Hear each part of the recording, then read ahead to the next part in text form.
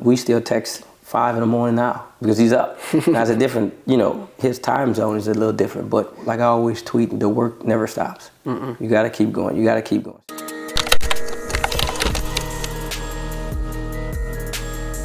Welcome to the Vernon Verdict Sports Show. I'm your host, Jacob Vernon, and we're joined by Sherman Wilson. Sherman, appreciate you coming by. Thank you for your time, sir. It's going to be a good little interview. Get to know about you, your journey. First off, I want to kind of highlight, I looked at your LinkedIn. I looked at, your resume. It's pretty awesome. You've done all kind of things. You work for the Pirates. You work for the Pelicans. You work for the Rams, LA Tech, a few more spots. Talk about your journey and, how it's helped make you what you are today. Pleasure to be here. And so my journey probably started, I would say, born and raised in New Orleans, Louisiana, which is kind of staple of this state. But Katrina was the first kind of, test of my life. And so that was my senior year of high school. I will say that I wasn't good in football anyway. And so it kind of catapulted me toward a different direction in my life. And so moved to Pensacola. It was the first time I've ever been outside of Louisiana with my family. Came back, actually started out at UNO in culinary arts. That didn't really work out. Got into, I remember a conversation with my grandmother, who's also my pastor of 30 plus years. She was just like, do what you love, like not what you're good at. And so went to Southeastern, got into sports management. And then my senior year there, you had to do an internship. And so I did it at Hammond High School, which kind of allowed me to, grow in my love for the game of football and also helping people. And so got to start from there, went from Hammond High, and then that journey was I graduated in fall of 2012, started my master's degree. And so took an opportunity to branch out from football to pretty much athletic administration, which is my master's degree is in. And so was working with the Pelicans. I think that was the last year Anthony Davis was there, if I'm not mistaken, but Drew Holiday was there. And so it was a great opportunity, great experience, but it made me also realize I didn't want to be in administration. And so from that point, I then ventured back into high school football, where I was at Meade High School. Was able to coach some really good players there. Devontae Lee is one of them who was here. Tyrus Wheat, who went on to Mississippi State, who's with the Cowboys now. And so that kind of catapulted my journey. From there, went from there, and I got the opportunity to interview, which is, this moment was very big for my life. I was still trying to coach. So I interviewed at Southern University, and that kind of let me know that I didn't really want, that wasn't like my gift, right? The coaching part, the X's and O's, that part. Probably had the worst interview of my life, but because of my personality, because of who I was, kind of caught the attention of Dawson Odoms, who was the head coach at Southern. And I would keep going up there every week, bringing players and different stuff like that, and kind of building relationships. Obviously, it went from there to a year later, he hired me as the director of recruiting. And we had a great year, obviously, with the Bayou Classic, going to the SWAC championship against Alcorn, come up short, but we had a really good year, which catapulted us in recruiting.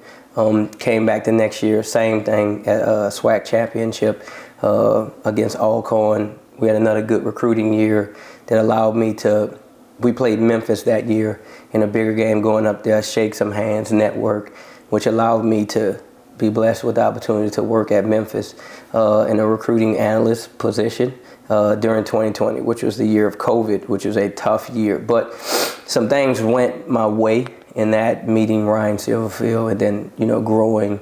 We had the #1 recruiting class in school history that year. And so we obviously recruited some Louisiana kids, which allowed me to then branch off and be the director of recruiting at Louisiana Tech, where I met J.R. Belton, Joe Sloan, and some people that I still, Paul Turner, who's here now. And so this, through my life, has been just networking, being in the right place at the right time, God blessing me with relationships and just doing my part, putting in the work. And so that catapulted me to this opportunity in 2022, being at LSU. And so through that process, I'll back up. I had the opportunity during COVID, when I started working with Memphis football team, to intern with the Los Angeles Rams in a Nunn-Wooten Fellowship, which was, because of COVID, was 100% online, which is unique. And so we would jump on Zooms during draft meetings and different stuff like that. And so that gave me the perspective on how to identify, evaluate talent for, that level. And so it kind of helped me along the way. And so, again, met some really cool people there. Hendo, who's now the D-line coach at USC, was there. Skylar Jones, who's now the assistant D-line coach up there at USC. Me and him was at Southern University together. We were with the Rams again. So it's just little things like that about, I just believe in treating people the right way. Like, I'm not the best person in the world. I have my faults. I'm not human. But I just think that as long as you treat people right, you do the right thing, and then you do your part, I think you'll have success. You'll prosper. And so that's kind of where, obviously, I am now. 2022, I think it was like February. We had the opportunity to recruit Jayden, and then it kind of him getting here in the middle of the semester. But we had mid-semester classes that allowed him to get in and enroll, and it went from there. And so we were very close because he was a California kid. He was 25 hours, 26 hours away from home, something he's not used to, but, he embraced it. It was a great opportunity, it was organized correctly by the staff, and so I just, played my role in that, being at his hip to make sure he adjusted well. And so I think, again, that's the thing that I do well, help people reach their goals. That's it. It's nothing spectacular, nothing, phenomenal. It's just, you tell me something that you want to do, and we just, essentially, I push you to get there. That's it. That's the gist. And some days you'll hate me, some days you'll love me, but I think at the end of it, if you reach your goal, I think it's a success. I think it's a blessing to have someone like you in their life because, there's not a lot of people that want to do the hard things, that want to motivate you. And like you said, like sometimes you'll hate me, sometimes you'll love me. Wearing that hat, doing that role, very beneficial in someone's life, especially an NFL athlete. Because coaching, sports in general, it's not always going to be peaches and cream. Sometimes it's going to be rough. And, we're talking about Jayden Daniels' situation. The first year, in my eyes, I thought, he did really well. And I thought, I said on my show a couple times, this looks like a guy that could potentially be a Heisman, that could potentially be, a number one quarterback.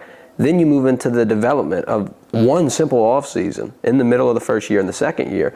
And it's night and day. He comes out and you're like, wow, no, he's actually the best quarterback in college football. Mm-hmm. He actually can pass for 500 yards. He can run for 200 yards. He can get 8 touchdowns. Mm-hmm. What did you do in a sense where, you saw this in Jayden, I'd imagine.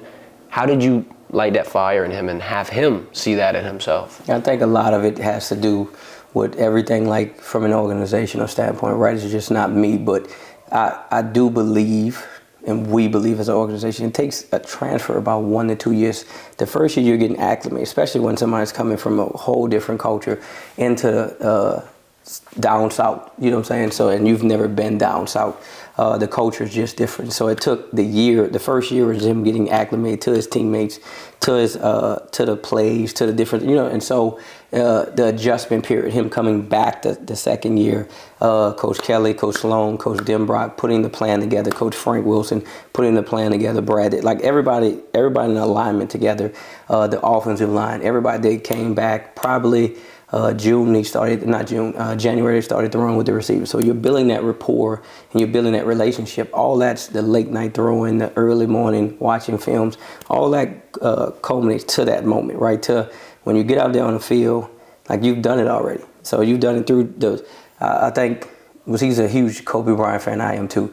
You hear like Kobe Bryant saying things like, fans get enamored with the fact that I hit this shot. I've hit this shot 1,000 times in practice.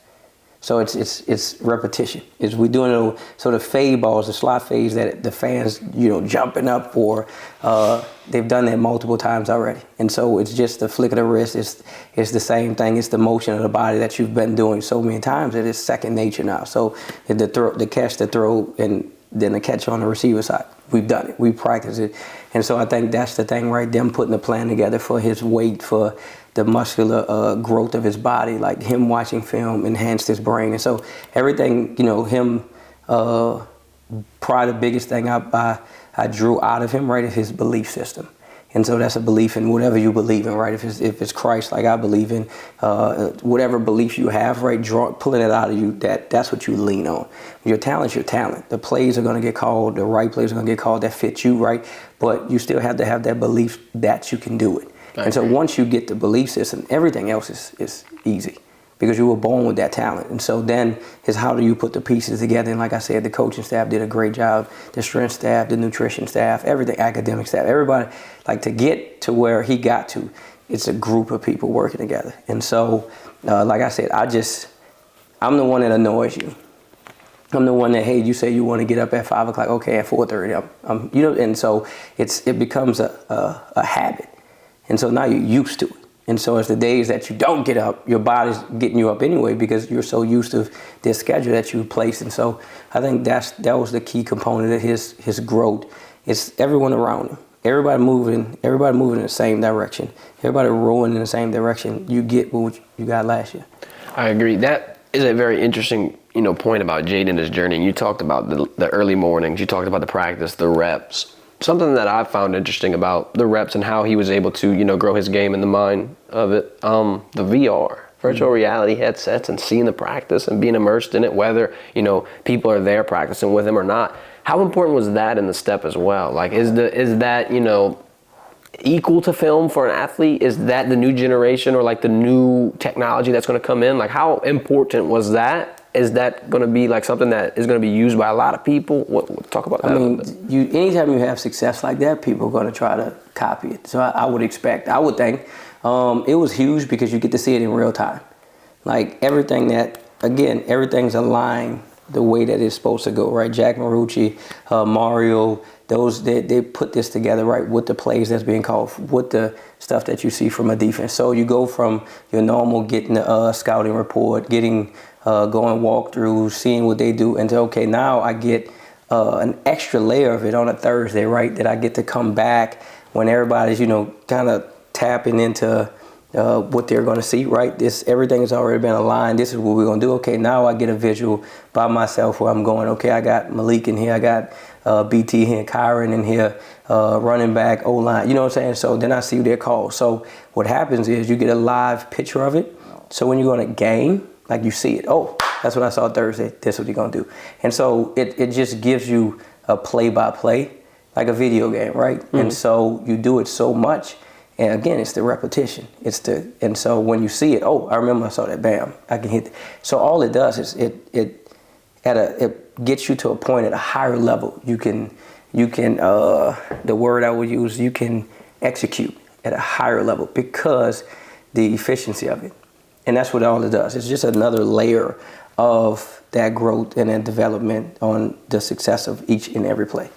And you were talking about the belief system. I think that the VR headset, the practices, all of that kind of helps strengthen the belief system, because I heard Mike Tyson say a long time ago, a lot of people think that success is going to breed confidence, but really for him, confidence breeded the success. Like, he had to believe in himself and have the ability, or the belief in the ability beforehand. With Jayden, if you're going through those reps and if you're doing the work and if you're going through, a bunch of practices, a bunch of hours, a bunch of early mornings, it's kind of hard not to go on the field and feel like the man.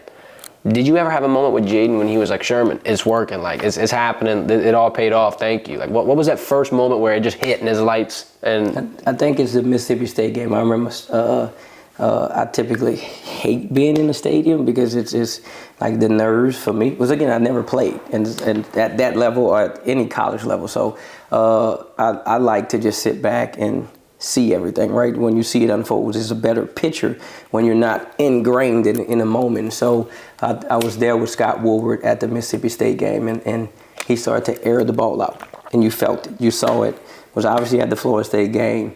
You had Grambling State, and then after Grambling, you had the Mississippi State game, which is the first SEC game. It's a away game, hostile environment, 11 a.m. And so he just started to just throw it. He just started letting it go. And that's a trust. That's a trust that was built, right, with the play caller, with the coaches, but also with the players, because he had worked with Malik from January, right? They started in January. Most don't start. They get a break. They rest. No time to rest. Because if you're going to come back, right, you got to be better than what you had last year. Okay. You don't come back if you're going to do the same thing you did last year. And so how do you change it? How do you push that? That's what all that, and when you see it, it's beautiful, right? You see the ball, and it's thrown. And even then, right, you revert back sometime once you go into I think the Arkansas game. It's repetition. You got to keep doing it because you're always going to revert back to who you were. You know what I'm saying? And so how do you keep pushing? Well, you keep moving forward. You keep pressing forward. Sometimes you get success and some people can't handle it. And they feel themselves. And so it's just keeping him grounded. And he did it. He had to choose to do this. The biggest thing of everything of his growth and development, you have a choice. And that's what we try to tell him now. Like, it's obtainable. You saw it. A guy that, most people written off and said, he's been this way for 4 years. Why would you see anything different? It was his choice. And then moving his feet. And so, like, I believe at Burt, you were given a talent. You were given a gift. And you were given a process, I guess, a journey. It's up to you when you fulfill that journey. Like if you decide to do it at 20, you decide to do it at 25. Some people don't do it till they're 40. But you fulfill that prophecy that was put over your life. And so that journey, it clicks, right? Because everything aligns together. Everybody's on the same path, and then they just move forward. And so it's a beautiful thing when you see it all come together. You know what I'm saying? And so that was the game, right? I still have the photograph. Mississippi State, I think, photographer took a picture of me and him laughing on the field at the end of it, right? And the joke was, I told him, they said you can't throw. And so and you laugh at it because you see it, because of the late night hours, the early mornings. And so, like I said, that's kudos and credit to everyone involved. And so, obviously, I was at the forefront of it because I'm next to him most of the time. And so, but it's work done by everyone that get him to this point. And so that's why I think he's gonna have success where he's at now, because that's gonna be the same way. We still text 5 in the morning now because he's up. That's a different, his time zone is a little different, but like I always tweet, the work never stops. You got to keep going. Especially, me tasting that, me seeing that, me being around that. Like I want that. Like it's an adrenaline rush, right? And so you want to keep getting it. And so the thing is, who's next? Who's going to grow in that next? Who's going to go through that process and realize what the organization, what we put together, how can we get it done? You know what I'm saying? So I'm eager about that. I think this year's going to be fun. I agree. It's hard not to see the first 2 years and then not think the third year is going to be, better than both of them. And if it's better than both of them, first year SEC title SEC title appearance. Second year, go 13, but you have the number one offense. You have pretty much everything, in my opinion. I'm not looking at last year in a sense of like glass half empty. I'm looking at it glass half full, because you're going to come into this year locked, loaded, prepared, and the people that returned, they got that chip on the shoulder. And if you got a chip on your shoulder, you're more dangerous, I feel like. You talked about Jayden still waking up early. I kind of wanted to know what you think his rookie mindset is and just the success that you think that he'll be able to have in Washington. I think it's a great situation. Normally when you go high in the first round, you might have a couple problems with a team or this or that. But, I mean, they got Austin Eckler. They got Scary Terry. They got dogs. This is not a bad spot. This is a good D-line. Might be the best spot. Yes. And so I think not to get into the predictions of where they're going, but I think like everything's lined up for them perfectly. They just, you got to execute. That's the key thing. Everything can be in front of you. How do you execute? And I think his mindset, the organization's mindset, the owner, Josh Harris, who had success with the 76ers, like you have Magic Johnson there, the general manager coming from 49ers, like all that is a lot. Like greatness is all that put together. It's like, how we talk about gumbo, right? It's everything put into the pot. It tastes great, but when you look at everything and you like, the ingredients are like you know what I'm saying? But when it all comes together, it's beautiful. It keeps going. You keep pushing. And I think, like I said, the organization is moving in the right direction. Like I think new ownership, new people, is lively. And so, like I said, I think it's going to be kind of the same thing that, with LSU. Like as it goes through, it gradually grows, and then you'll see the big picture towards the end of the season, because I just think he'll improve. I don't think anyone stops improving until they die. I think there's always something you can improve on in your life, in your habits and stuff like that. But again, it goes back to you have a choice. How bad do you really want this? A lot of people say they want it, right? Okay, well, now you have to sacrifice. That was a key thing in his development, is the sacrifice. Time, money, family. Like, what are you willing to sacrifice to get what you really want? And so a lot of people taste a little of it and they get comfortable. And so we would always talk about, I don't want to be hungry, because when you're hungry, when you get something to eat, you become satisfied. I want to be starving. Like when you're starving, you give me something, I'm going to eat it, but I want that too.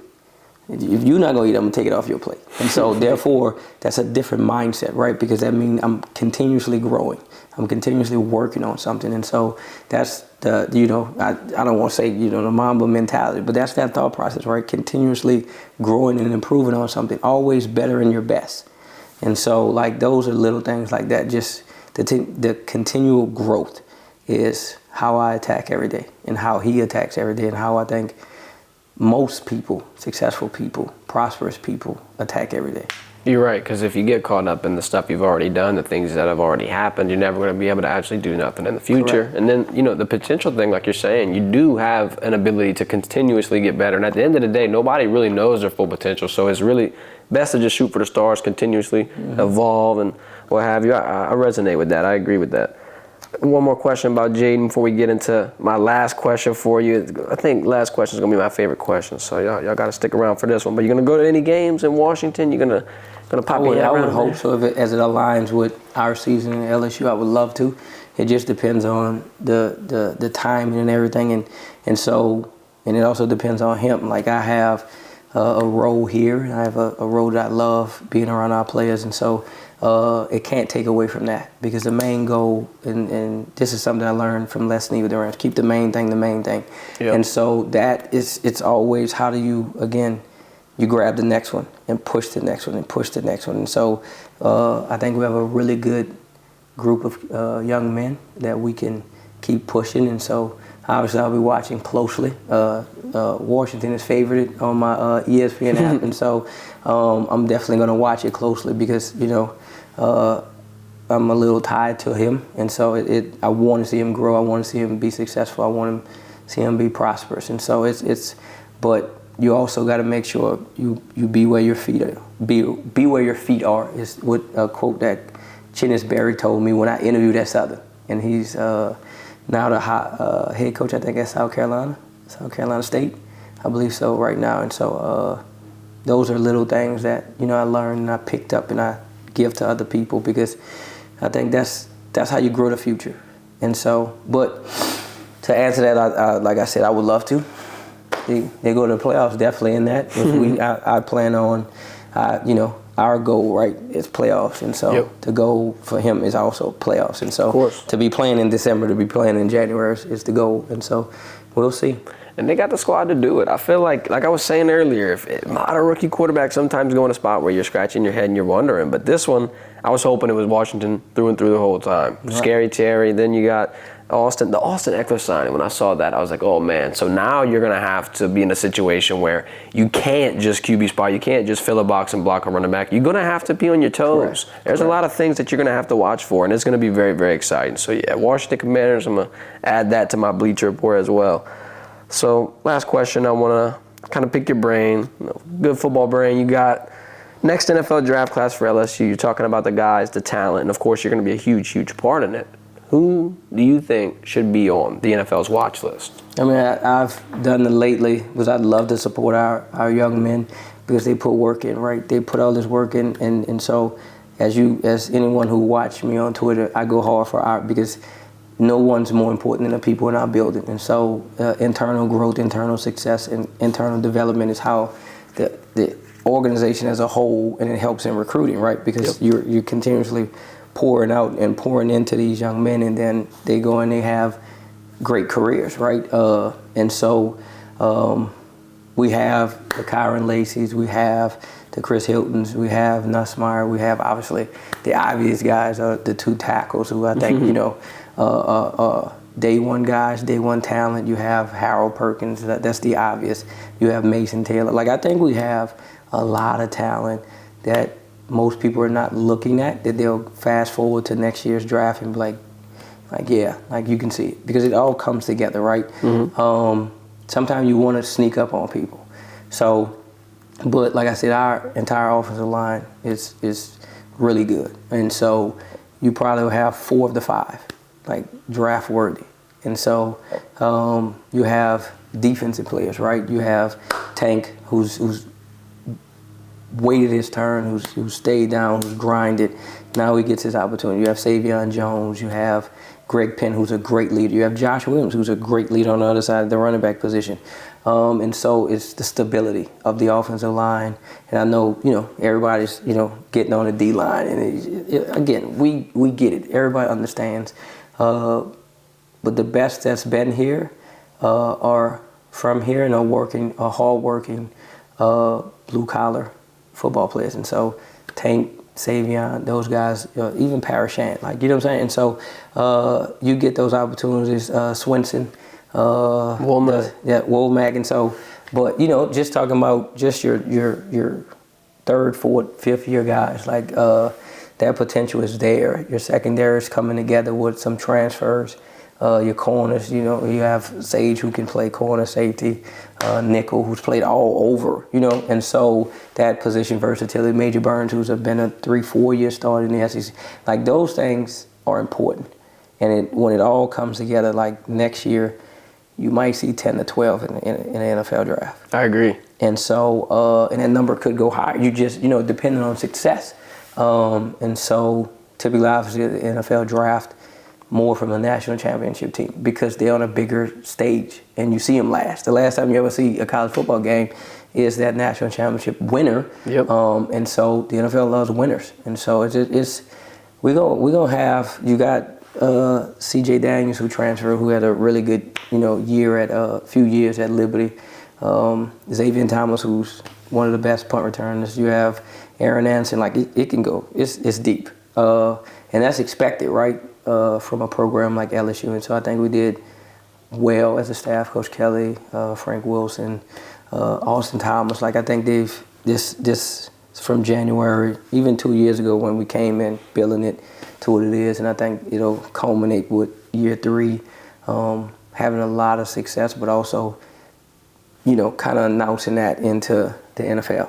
It won't be as top heavy, relying on 1 or 2 people, but more team-oriented, team built, and so I think it's gonna come together well.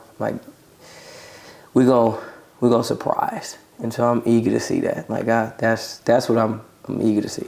I agree. Kind of going back to what you said earlier, just constantly improving, constantly getting to be your better self. Never going to be satisfied. If LSU continues on this track, that's the embodiment of that. Year 1, improvement. In year 2, and now year 3, all signs point to. If you get 10 wins back-to-back, seems like in this situation, 10 wins in a 12-man playoff automatically punches your ticket. So I'm thinking, in my opinion, now I'm not going to put no words for you, but Vernon Burdick is saying that I think LSU will be in a college football playoff for sure, undoubtedly. This is a very talented team, and you got people like Sherman Wilson who are going to help all of these pieces get to their full potential and hold them accountable and not let them get into a lackadaisical mindset, because these guys, very talented. Talking about someone like Sage Ryan, when I had him on the show, he compared himself to Tyrann Mathieu. It's exactly true, because you're a plug and play. You can go anywhere. When you have talent like that, plus not only talent, that takes a level of, I'm not going to say putting himself up for the team, but he's taking one for the team. He's going to do what the team asks him to do, and he's going to fulfill his role, and he's not worried about being team a star. Player, yes, he doesn't want all the credit. Whatever is needed for the success of the organization, I think that pays off. And you have a locker room full of those guys. Last year, obviously, we had the Andre Sams, but this year, Jordan Gilbert probably is going to play that role. You have young guys, right? And so with Deshaun McBride, you have P.J. Woodland, all those guys, J.K. Johnson, these guys that's going to move us forward in the right. We're going to, and that's fine, surprise, that's cool. As you get into year 3 of this and you keep stacking, that's all it is. Just keep improving. Don't worry about what anyone else says outside of the building. They're supposed to do that there, and It's nothing against that. They are afforded their opinion. That's fine. Their opinions are their opinions. We have to understand that every day we get in here, from the strength staff, from the nutrition staff, from the academic staff, from the administration, from we're all moving in the right direction, and that's what's building right now. And that's why you have this silent confidence, because we're working. And not saying that guarantees anything, right? But it starts with your belief. If you believe in something, that's half the battle. Knowing it is the other half. Yep. We're talented because, again, this is LSU. Nothing against anyone else. Like, this is LSU. This is me and Jayden would always talk about this. Your God-given talent and your work ethic plus the LSU platform equals iconic status. That's how it goes. That's how it grows. Like, if you look at everyone that's coming here and has done it the right way, it has worked out for them. 100%. And that's all they have to do to buy in. And that's the results will speak for themselves. That's the only thing that follows. Ray Lewis said that. The only thing that follows work is results. And so I look forward to the results showing up on game days. So that's powerful. Yeah, I appreciate it. God's good. Like, just being in this opportunity, right? I always say that, like, it's not me at all. It's the opportunity. And so when you get those opportunities, you get a chance to praise God. And so I think in those chances, it highlights that, right? It highlights what's been done in your life, because no one's perfect, and it lets everybody know that you can do it too. Like, I didn't play this game like that, right? But to be in this position is a blessing. To be surrounded by guys like Frank Wilson, J.R. Belton, Jordan Arseman, who I've been knowing for a long time, Paul Turner. Like, that's why everything, you feel it in the building with how Coach Kelly's building it. Jay Flint, the strength, Dr. Frakes, like you see everything moving in the right direction, right? And so, like I said, I'm eager to see the results of that. God's plan is definitely good, and I think God's plan for LSU is looking very, very interesting. Like you said earlier, it's kind of hard to just see everything improving and everything coming together and not just expect or want these guys to succeed. You know, Coach Kelly and company have been putting together a lot of work to put this culture together in a face of a lot of adversity. I'm not gonna lie. I feel like, there's been a lot of noise, there's been a lot of distractions, and quite frankly, everyone's handled it well. Jayden included, yourself included, Coach Kelly included. I mean, roadblock after roadblock, it seems like y'all are turning into hurdlers at this point, getting right over them. And this year, I'd expect the same exact thing. Pressure, you hear it a lot. Pressure is a privilege. Yep. I'd rather be in that situation than not have any pressure at all. You just living a mundane life. Like, I love chaos. I said that the other day. I operate best in chaos because it's preparation. And so they have the saying that you revert back to your level of training. And so if you train, when you get in these situations that you said, these roadblocks, these stumbling blocks, like, I lean on my faith. Like, everything is meant for my good. Like, count it all joy, because you're expected to go through this. So if you expect it, then it doesn't catch you off guard. You're prepared for it. So that's your training, right? You train. It's the same thing, goes back to the quote about Kobe Bryant. I've taken this shot 1,000 times in the gym by myself. So when I take this shot, I expect to make it because I prepared for it. I come around the screen, I expect the ball, I expect to shoot it, I expect to make it. And that's what it is. They say pressure makes diamonds. You put diamonds on championship rings, so it's gonna be pretty cool. Sherman, I appreciate you coming by. It's been awesome. No problem. You be blessed. And y'all make sure to follow him on social media. I'll put all the links to all his socials in the description. Y'all go give him a follow. Make sure to stay tuned for all the LSU football coverage. We got a couple things up our sleeves. I'm not gonna say too much. Stay tuned. Y'all have a good one. Go Tigers. Go Tigers.